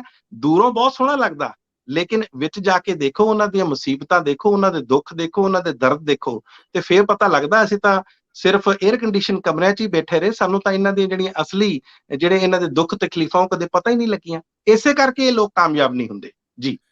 ਜਿਹੜੀ ਤਰਜ਼ੇ ਜ਼ਿੰਦਗੀ ਹੈ ਨਾ ਪੋਲੀਟੀਸ਼ੀਅਨ ਦੀ, ਉਹ ਅਰਲੀ ਮਾਰਨਿੰਗ ਤੋਂ ਦੇਰ ਰਾਤ ਤੱਕ ਲੋਕਾਂ ਦੇ ਵਿੱਚ ਹੀ ਵਿਚਰਨ ਵਾਲੀ ਆ। ਸਭ ਤੋਂ ਔਖਾ ਕੰਮ ਹੈ ਸਿਆਸਤ ਕਰਨਾ। ਹਾਲਾਂਕਿ ਹੁਣ ਸਿਆਸਤ ਕਿਉਂਕਿ ਬੜੇ ਕਾਰੋਬਾਰਾਂ ਨਾਲ ਜੁੜ ਗਈ ਆ, ਇਸ ਕਰਕੇ ਸੇਵਾ ਨਾਲੋਂ ਵੱਧ ਇਹ ਦੂਜੇ ਪਾਸੇ ਚਲੇਗੀ। ਲੇਕਿਨ ਜੇ ਕੁੱਲ ਮਿਲਾ ਕੇ ਤੁਸੀਂ ਵੇਖਦੇ ਹੋ ਤਾਂ ਇਹ ਇੱਕ ਟਫ ਜੌਬ ਆ। ਲੇਕਿਨ ਜਦੋਂ ਤੁਹਾਡੀ ਗੱਲ ਬਹੁਤ ਪਿਆਰੀ ਹੈ ਕਿ ਆਈਐਸ ਅਫੀਸਰ ਜਦੋਂ ਪਾਵਰ ਵੇਖਦੇ ਆ ਨਾ, ਕਿ ਪੋਲੀਟੀਸ਼ੀਅਨ ਕੋਲ ਪਾਵਰ ਬੜੀ ਹੈ। ਅਸੀਂ ਤਾਂ ਏਡੇ ਵੱਡੇ ਅਫਸਰ ਹੋ ਕੇ ਵੀ ਮੁੱਖ ਮੰਤਰੀ ਦੇ ਮੂੰਹ ਵੱਲ ਵੇਖਦੇ ਹਾਂ, ਜੋ ਅਗਲੇ ਦਾ ਸ਼ਬਦ ਆ ਕਾਨੂੰਨ ਬਣ ਜਾਂਦਾ। ਪਰ ਦਰਅਸਲ ਜਦੋਂ ਪ੍ਰੈਕਟੀਕਲੀ ਉੱਥੇ ਵਾਪਰਦੀ ਆ ਚੀਜ਼ਾਂ, ਜਿਹੜਾ ਲਗਭਗ 40 ਸਾਲ 35 ਸਾਲ ਦਾ ਕੈਰੀਅਰ ਹੁੰਦਾ, ਜਿਹਦੇ ਵਿੱਚ ਤੁਸੀਂ ਲੋਕਾਂ ਨੂੰ ਪਰਚੀ ਨਾਲ ਮਿਲਦੇ ਰਹੇ ਹੋ, ਜਿਹਦੇ ਵਿੱਚ ਮਰਜ਼ੀ ਆ ਤੇ ਮਿਲਦੇ ਹੋ, ਨਹੀਂ ਮਰਜ਼ੀ ਤੇ ਨਹੀਂ ਮਿਲਦੇ, ਫਿਰ ਉਹ ਲੋਕ ਤੁਹਾਨੂੰ ਬਾਹੋਂ ਫੜ ਕੇ ਖਿੱਚੀ ਫਿਰਦੇ ਆ। ਤੇ ਬਹੁਤਿਆਂ ਦਾ ਤਾਂ ਜਿਹੜਾ ਮਹੀਨੇ ਖੰਡ ਦੇ ਵਿੱਚ ਹੀ ਇਹ ਉਤਰ ਜਾਂਦਾ ਸ਼ੌਂਕ। ਖੈਰ ਮੈਂ ਇਹਦੇ ਤੋਂ ਥੋੜਾ ਜਿਹਾ ਅੱਗੇ ਜਾਣਾ ਚਾਹੂੰਗਾ, ਤੁਸੀਂ ਇੱਥੇ ਵੀ ਟਿੱਪਣੀ ਦੇ ਦਿਓ। ਲੇਕਿਨ ਜਿਹੜੇ ਕੌਮੀ ਘੱਟ ਗਿਣਤੀ ਕਮਿਸ਼ਨ ਦੇ ਚੇਅਰਮੈਨ ਨੇ ਇਕਬਾਲ ਸਿੰਘ ਲਾਲਪੁਰਾ, ਉਹਨਾਂ ਕੋਲ ਇੱਕ ਸ਼ਿਕਾਇਤ ਪਹੁੰਚੀ ਸੀ ਕਿ ਜਿਹੜੇ ਕ੍ਰਿਸਚਨ ਨੇ ਉਹ ਸਿੱਖਾਂ ਨੂੰ ਜਬਰੀ ਧਰਮ ਪਰਿਵਰਤਨ ਲਈ ਉਕਸਾਉਂਦੇ ਨੇ। ਤੇ ਉਹਨਾਂ ਨੇ ਕ੍ਰਿਸਚਨ ਸੱਦੇ, ਉਹਨਾਂ ਦੇ ਆਗੂ ਸੱਦੇ, ਜਿਨ੍ਹਾਂ ਨੇ ਕਿਹਾ ਕਿ ਅਸੀਂ ਇਸ ਤਰ੍ਹਾਂ ਦਾ ਕੁਝ ਨਹੀਂ ਕਰ ਰਹੇ।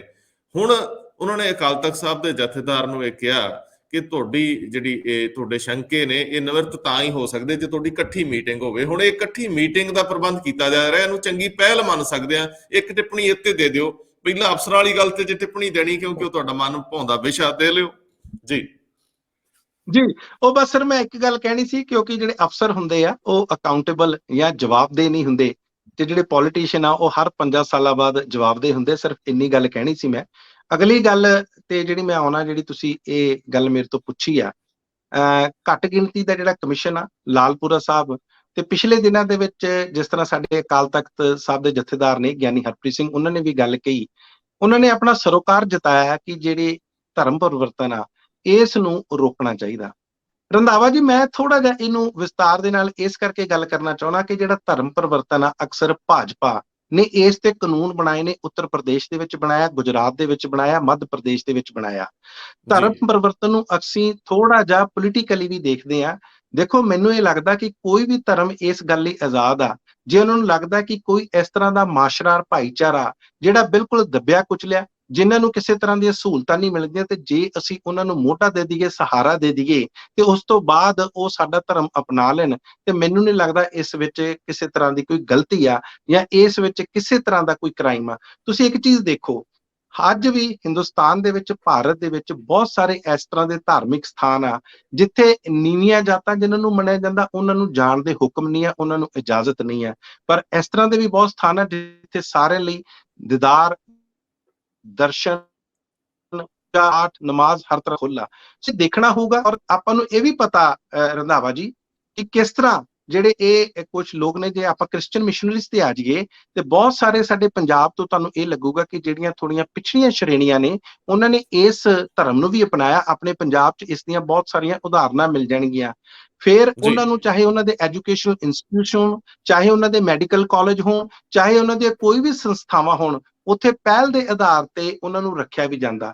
ਸੋ ਮੈਨੂੰ ਲੱਗਦਾ ਧਰਮ ਉਹੀ ਹੈ ਜਿਹੜਾ ਕਿਸੇ ਲੋਕਾਂ ਨੂੰ, ਖਾਸ ਤੌਰ ਤੇ ਜਿਹੜਾ ਵਰਗ ਪਿੱਛੇ ਰਹਿ ਗਿਆ, ਜੇ ਉਹਨਾਂ ਨੂੰ ਕੋਈ ਸਹੂਲਤ ਪ੍ਰਦਾਨ ਕਰ ਸਕੇ ਤੇ ਇਸ ਦੇ ਏਵਜ਼ ਦੇ ਵਿੱਚ ਜੇ ਉਹ ਧਰਮ ਕੋਈ ਅਪਣਾਉਂਦਾ ਤੇ ਉਹਨੂੰ ਜ਼ਰੂਰ ਇਸ ਤਰ੍ਹਾਂ ਨਹੀਂ ਮੰਨਣਾ ਚਾਹੀਦਾ ਕਿ ਇਹ ਕੋਈ ਜ਼ਬਰਦਸਤੀ ਧਰਮ ਪਰਿਵਰਤਨ। ਹਾਂ, ਜੇ ਕਿਤੇ ਇਸ ਤਰ੍ਹਾਂ ਦੀ ਗੱਲ ਆਉਂਦੀ ਹੈ, ਕੋਈ ਜ਼ਬਰਦਸਤੀ ਕਰਦਾ, ਤੇ ਬਿਲਕੁਲ ਉਹਦੇ ਖਿਲਾਫ ਕਾਨੂੰਨ ਦੇ ਹਿਸਾਬ ਦੇ ਨਾਲ ਜ਼ਰੂਰ ਨਜਿੱਠਣਾ ਚਾਹੀਦਾ। ਲੇਕਿਨ ਮੈਨੂੰ ਲੱਗਦਾ ਇਹ ਜਿਹੜੇ ਮਸਲੇ ਨੇ ਪੋਲੀਟੀਕਲ ਥੋੜੇ ਜ਼ਿਆਦਾ ਲੱਗ ਰਹੇ ਨੇ। ਮੈਨੂੰ ਇਹ ਮਸਲੇ ਇੰਨੇ ਜ਼ਿਆਦਾ ਧਰਾਤਲ ਤੇ ਇੰਨੇ ਨਜ਼ਰ ਨਹੀਂ ਆਉਂਦੇ। ਜੀ ਜੀ, ਇਹ ਸਹੂਲਤ ਦਾ ਸੌਦਾ ਹੈ ਜੀ, ਔਰ ਇਹਦੇ ਵਿੱਚ ਜਿਹੜਾ ਆਪਣੀ ਲੀਕ ਲੰਬੀ ਕਰ ਗਿਆ ਉਧਰ ਹੀ ਲੋਕ ਝੁਕ ਜਾਂਦੇ ਆ। ਸਾਡੀਆਂ ਵੀ ਸੰਸਥਾਵਾਂ ਨੂੰ ਚਾਹੀਦਾ ਹੈ, ਜਿਹੜੇ, ਕਿਉਂਕਿ ਮੈਂ ਜਿਸ ਕਮਿਊਨਿਟੀ ਚ ਆਉਣਾ ਹੈ, ਮੈਂ ਜੇ ਉਹਦਾ ਜ਼ਿਕਰ ਕਰਾਂ ਤੇ ਸਾਡੇ ਜਿਹੜੇ ਧਾਰਮਿਕ ਆਗੂ ਨੇ, ਰਾਹ ਦਸੇਰਾ ਨੇ, ਉਹਨਾਂ ਨੂੰ ਆਪਣੀ ਲੀਕ ਲੰਬੀ ਕਰਨੀ ਚਾਹੀਦੀ ਹੈ। ਵਿਰਾਸਤ ਬੜੀ ਵੱਡੀ ਆ।